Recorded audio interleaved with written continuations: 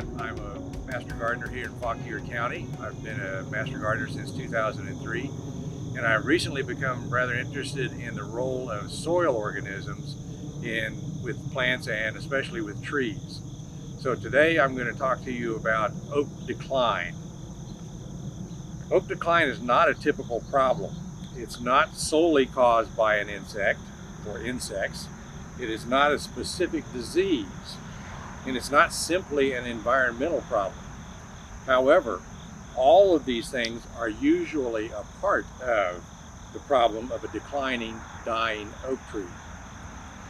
Now, the factors causing the problem and the remedies that are available vary significantly depending on where the tree is.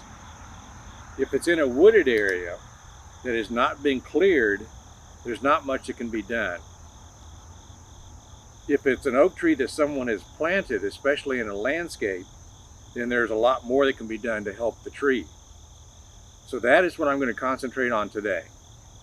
The most commonly affected oak trees are the red oak, the chestnut oak, the pin oak, and the white oak. Now, there are several factors that cause oak decline, as I've already kind of indicated. Chewing insects, drought, late frost, harmful fungi, lack of beneficial fungi and other organisms, and other climate extremes, to name just a few. The problem is usually noticed when you see yellowing of leaves in mid or even late summer, and then a thinning of the canopy after that. In a landscape, we can help a stressed tree by watering during a drought. A late frost often limits the growth of oak water-conducting bark, and again, supplemental watering helps.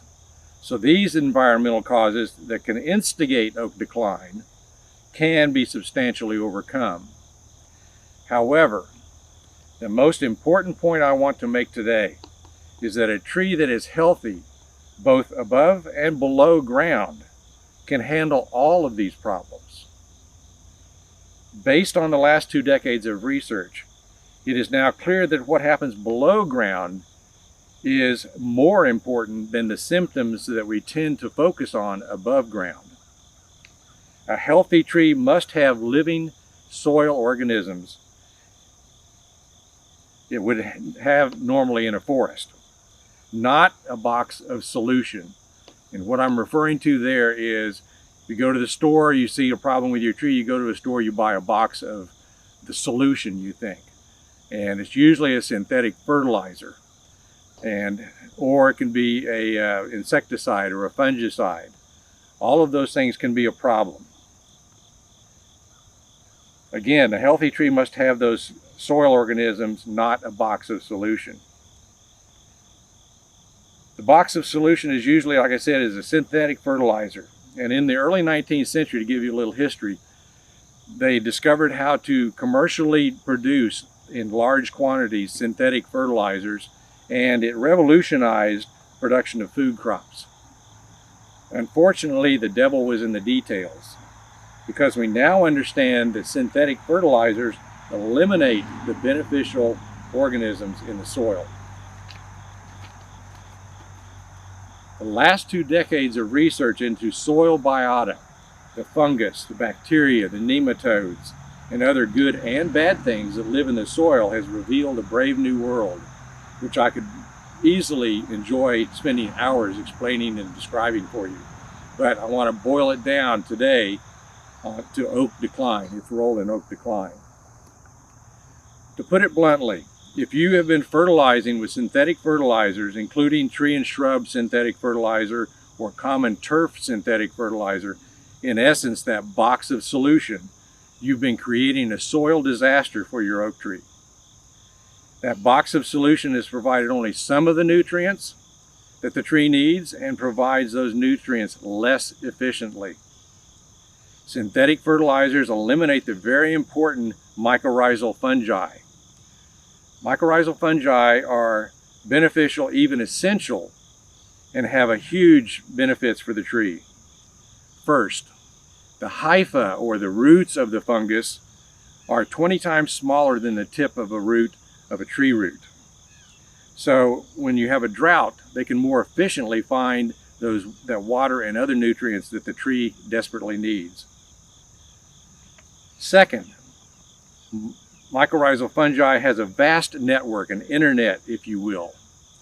We know that mycorrhizal fungi coordinate the allocation of nutrients among connected plants. This internet also warns plants when one plant is attacked by insects. In a healthy soil, the trees react by sending toxins to the leaves that limits the damage of the insects. Without the beneficial soil organisms, the tree loses much more of its canopy to insect damage and often soon leads to the death of the tree. So to avoid sending your oak tree into a deadly spiral, eliminate turf grass under your oak trees. Ideally out to the drip line or the edge of the canopy. Replace the turf with mulch or low competing native grasses. In the process, you eliminate the synthetic fertilizers used to maintain that green grass.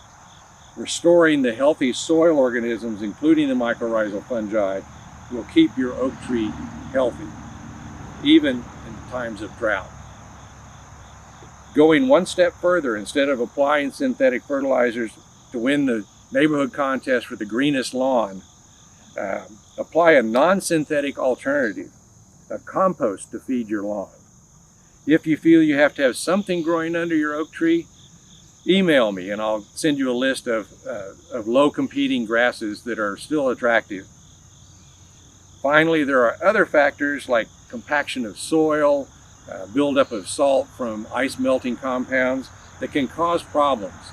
So I've concentrated today on the most prevalent problems and the important science of recent decades.